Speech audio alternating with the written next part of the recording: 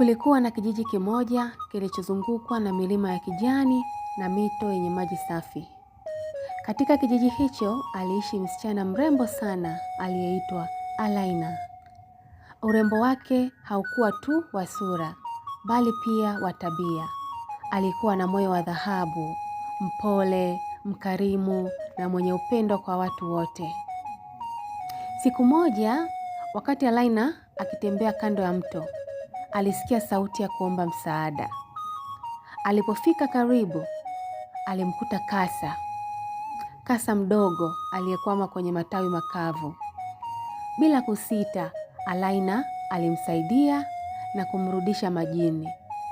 Kasa yule alimtazama na kusema kwa sauti ya ajabu, "Asante Alaina, ukarimu wako hautasahaulika."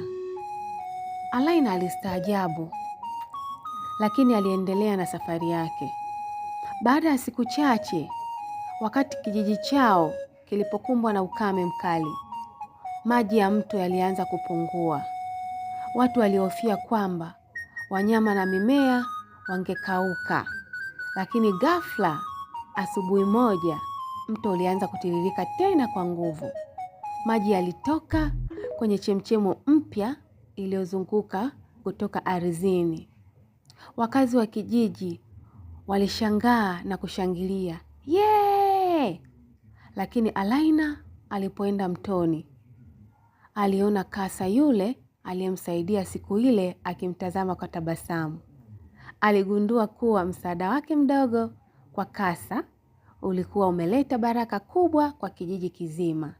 Tangu siku hiyo, kila mtu alimtambua Alaina kama msichana aliyejali wengine bila kutarajia malipo.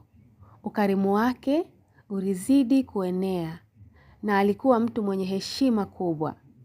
Funzo la hadithi hii: wema mdogo unaweza kuleta baraka kubwa maishani.